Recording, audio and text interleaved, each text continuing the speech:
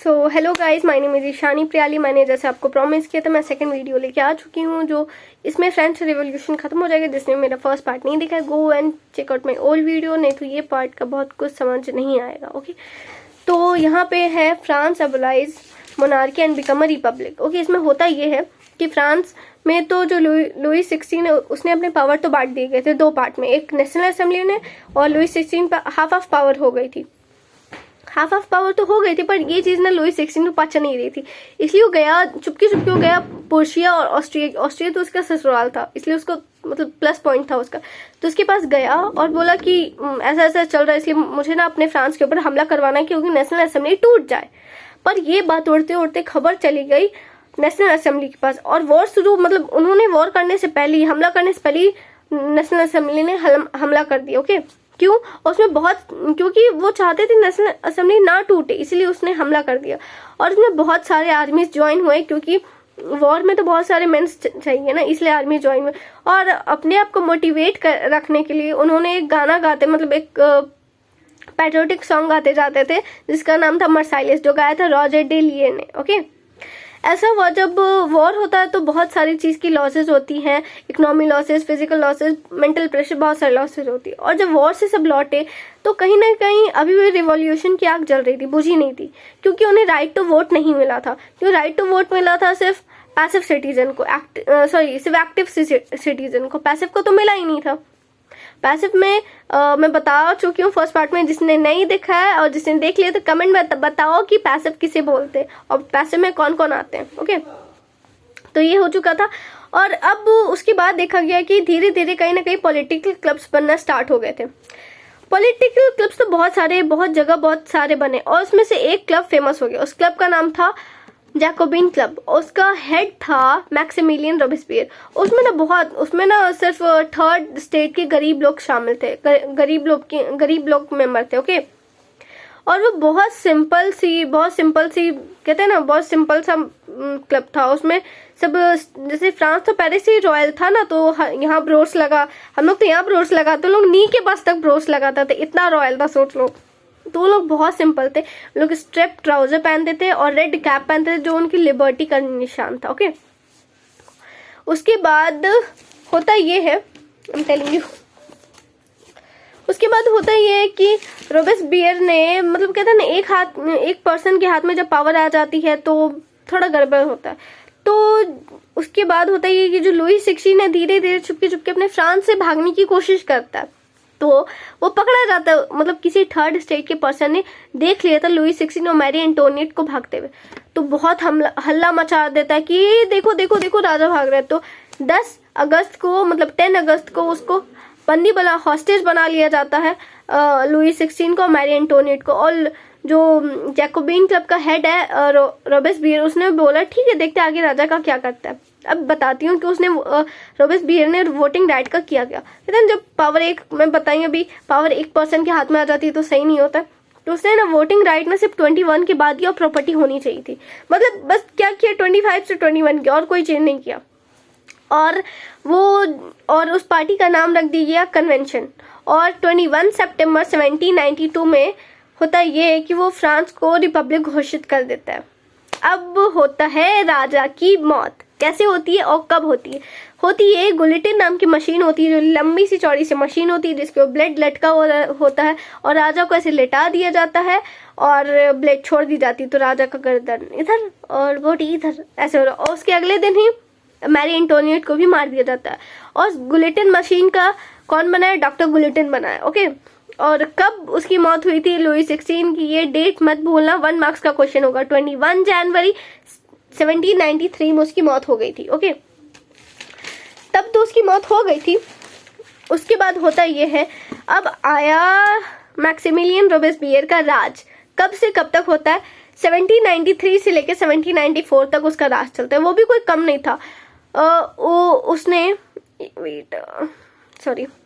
उसका राज 1793 से लेकर 1794 तक चलता है। उसको भी, मतलब उसके जो रूल के खिलाफ जो आवाज उठाता है, जो उसका लगता है कि हाँ ये मेरा दुश्मन है, उसको भी गुलिटिन मशीन के नीचे मार दिया जाता है।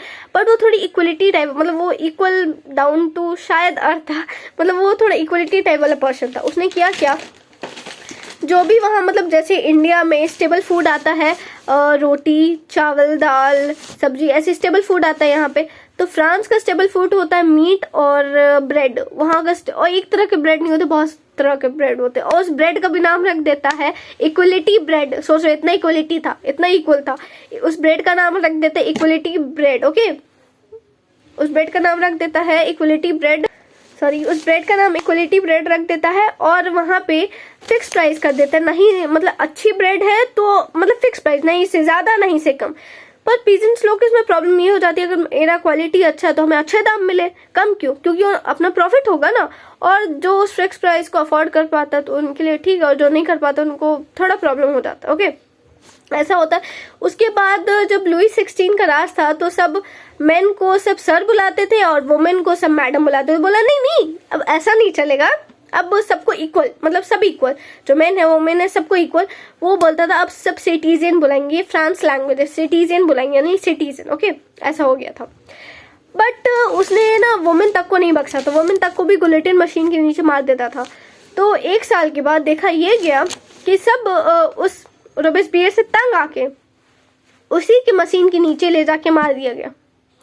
तो यहाँ तो खत्म हो गई रोबेस्पियर की कहानी। अब स्टार्ट हुआ the directory rule. Directory rule में होता ये है कि अब फ्रांस के लोगों को समझ आ गया, अब जो कहते हैं पावर फिर से आ गई अमीर लोगों के हाथ में। अब सबको समझ आता है फ्रांस के लोगों को कि अब पावर एक हाथ की पर्सन में नहीं देनी।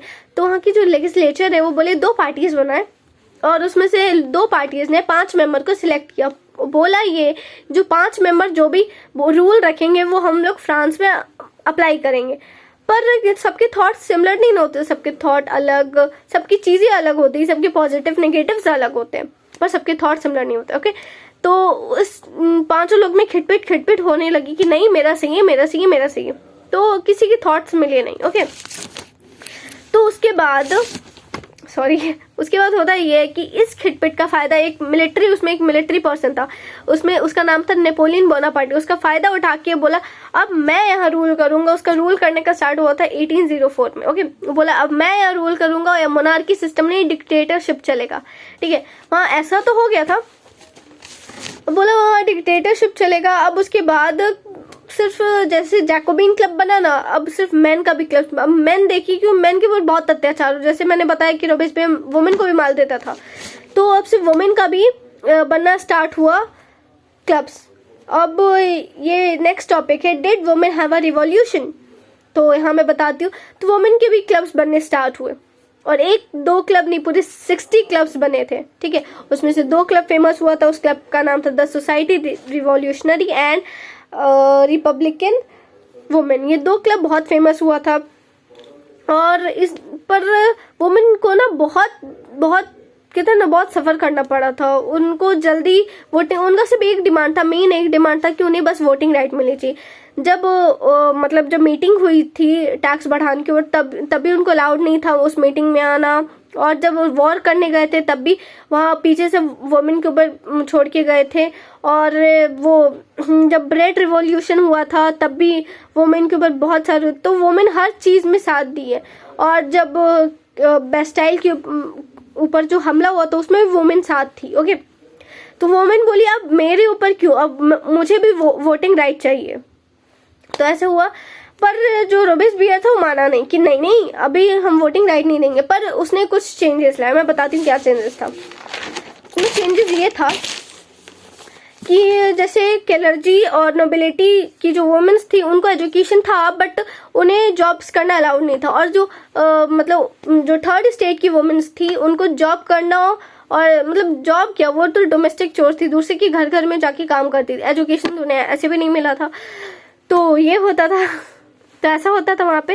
पर जो मतलब जो नेपोलियन बोनापार्टे आए थे वो बोला कि ठीक है वहाँ मतलब स्कूल्स बनाते हैं, और जो गर्ल्स जो वुमेन्स है उनको मतलब अगर वो बिना चाहे, अगर वो चाहेंगी नहीं कि हाँ मेरी शादी हो जाए, तब तक उनकी शादी नहीं होगी। ओके, ऐसा हुआ था। और जैसे सिर्फ मतलब आदमी लोग डिवोर्स देते थे, पर अब नेपोलियन ने ये किया कि अब वुमेन भी वुमेन भी डिवोर्स दे सकती है, सिर्फ मैन नहीं। तो ये इक्वलिटी लाया नेपोलियन ने। ओके, फिर धीरे धीरे पूरे 200 साल बाद यानी जब फ्रांस आज़ाद हो गया, उसको डेमोक्रेसी मिल गया, बहुत पूरे 19th से लेके 20th के बीच में उसे 1946 में वुमेन को फाइनली वोटिंग राइट मिल गया। ठीक है, अब आया स्लेव ट्रेड। अब स्लेव ट्रेड होता क्या, उसमें कुछ कॉलोनीज होती है जहाँ पे स्लेव ट्रेड होता है। मतलब जो बिजनेसमैन होते हैं वो कुछ मतलब जमीन ले लेते हैं, वहाँ पे सबको मतलब काम करा, बिजनेस लोग अमीर हैं क्यों काम करवाएंगे, तो खुद तो काम करते नहीं थे, तो वो स्लेव ट्रेड होता था। और ट्रायंगुलर स्लेव ट्रेड इसका नाम रखा है। ट्रायंगुलर मतलब 3 कंट्रीज के बीच में होता था। फर्स्ट कंट्री होती थी अफ्रीका, यूरोप, अमेरिका, ये 3 कंट्री के बीच में होता था। ठीक है, और ये स्टार्ट हुआ था 17th सेंचुरी, जब मतलब लुई 16 का राज था, तब भी स्लेव ट्रेड होता था। और जब इसलिए होता था क्योंकि जब नेशनल असेंबली में तो सिर्फ मतलब बिजनेसमैन लोग थे ना, तो बस डिबेट्स करके कि हाँ, पर वो कभी मतलब बंद नहीं किए स्लेव ट्रेड। और जैकोबिन क्लब में तो सब मतलब 3rd स्टेट से थे, तो बोला हाँ ठीक है, काम ही किया मेरा, तो बंद कर देते। और जब नेपोलियन आया तो बोला क्यों बंद करना है, ऑन कर दिया गया स्लेव ट्रेड को। ओके, तो ऐसा हुआ। तो एक बॉर्डिग्यूज है और नेंटीज है, वहाँ पे एक मतलब वो एक पोर्ट है, वहाँ पे बोली लगती है स्लेव की। स्लेव ये होता है जहाँ आदमी इसको ले जाके बेचा जाता है। ओके, कि हाँ आदमी इसका यहाँ सौदा किया जाता है, कुछ अच्छी बोली लगती है पैसे से, और बिजनेसमैन ले जाते हैं अपने मतलब फार्म्स के ऊपर, वहाँ पे काम करवाते हैं। और जहाँ पे मतलब वहाँ पे ना इसकी वजह से बहुत डिमांड्स थी, और टम्बैको, इंडिको, शुगर, कॉफी की बहुत ज़्यादा डिमांड थी वहाँ पे। ओके, फिर उसके बाद नेशनल असेंबली ने तो डिबेट्स करके बोला कि नहीं मतलब डिबेट्स करते कभी स्लेव ट्रेड हटाया ही नहीं।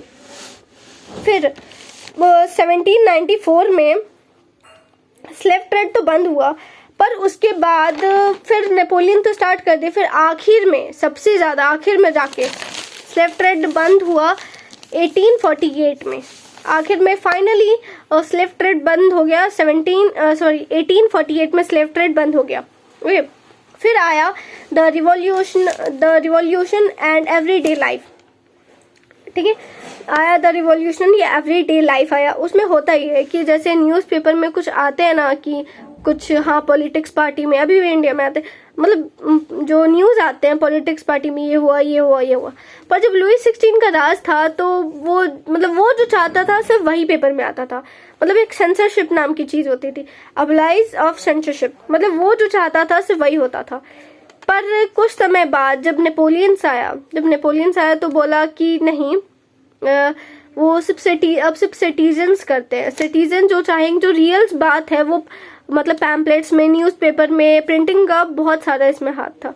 ठीक है, तो जो चाहते थे, जो भी सच था वो लिख सकते थे। तो ये वो, और यहाँ ये हुआ freedom of the press means the opposition view even could the express. अब देखो यहाँ लिखा हुआ ये है कि वहाँ जो प्रिंटिंग की सब जो न्यूज़पेपर्स है उसमें जो सच बात है वो लिख सके, जो सेंसरशिप है वो आ सकता है। ओके, और the play song and festival process attract the large, मतलब जुलूस निकला स्टार्ट हो सकता। जब लुई 16 का राज था तो ये सब नहीं था। ओके, तो वहाँ पे अब बहुत सारी चीज़ें चेंज हो गई थी। पहले आया था लुई 16, अब उसके बाद आया मैक्सिमिलियन रोबेस्पियर, अब आया कौन आया, नेपोलियन बोनापार्ट, ये आया। अब आते हैं हम लोग, लास्ट टॉपिक है कंक्लूजन के ऊपर। In 1804 Napoleon Bonaparte conquered the himself emperor of France, मतलब उन्हें घोषणा कर दिया कि मैं ही हूँ राजा अब इस फ्रांस का। ओके, अब वो धीरे धीरे क्या कर रहा था, यूरोप में जाके यूरोप को कब्जा कर लेता था और अपने कुछ फैमिली मेंबर्स को बैठा देता था। तो बहुत जगह उसने कब्जा किया और उसने लाया protection of the private property, uniform the system, weight and measure. उन्होंने एक डेसिमल सिस्टम लाया मेजर करने के लिए। ओके, और liberty, initial many show the Napoleon as a liberty. Okay, liberty लाया, और फाइनली मतलब कुछ टाइम बाद जब वो बहुत जगह कब्जा कर चुका था तो कुछ कंट्रीज को लगा रही ये तो मेरे जगह भी कब्जा कर लेगा, तो मतलब बहुत सारी कंट्रीज ने मिल के वॉर किया और नेपोलियन को मार डाला, और ऐसे मार डाला was finally defeated the Waterloo in 15 में। ओके, और ये जो पूरा रिवॉल्यूशन मैं बताई आपको, इसका कंक्लूजन ये है कि जो इंडिया में जो टीपू सुल्तान और राम मोहन रॉय उन्होंने भी बहुत सारे आइडियाज उठाए फ्रेंच रिवॉल्यूशन से। ओके, तो इसका बहुत बड़ा इम्पैक्ट है। तो कुछ कुछ मेन पॉइंट्स आप लोग नहीं बोले क्योंकि 10th में बहुत ज़्यादा काम आने वाले। तो यहाँ आपकी कहानी ख़त्म होती है। और ये जो आइडिया है ना, बहुत जगह स्प्रेड किया, कोई मतलब फ्रेंच रेवोल्यूशन फर्स्ट था तो बहुत जगह स्प्रेड किया है। तो ये इसके जो आइडियाज़ है बहुत इंपॉर्टेंट्स है। ओके, तो ये पॉइंट्स ना भूलें, आपको ये 10th में कुछ पॉइंट्स बहुत इंपॉर्टेंट्स है। सो thank you for watching this video. अगर कहीं भी गलती हुई है तो I am really sorry for that. Next time मैं और अपने ऊपर इम्प्रूव करूँगी। ओके, तो यहाँ पे ये पूरी चैप्टर्स ख़त्म होती है। कैसा लगा प्लीज़ कमेंट करके बताइए। और इसके बाद जो मैं लाऊंगी, जो गेसिंग क्वेश्चंस MCQ रहेंगे वो मैं लाने वाली हूँ। और कुछ मैं शॉर्ट्स बनाऊंगी, ऊपर मैं बता रही हूँ आप लोगों को। उसके ऊपर शॉर्ट्स रहेंगे ये कि कैसे आप लोग को आंसर राइटिंग लिखनी चाहिए एग्जाम्स में, जिसमें आपका टाइम बच जाए और आपको काम आए। So thank you so much for watching this video. Bye, thank you.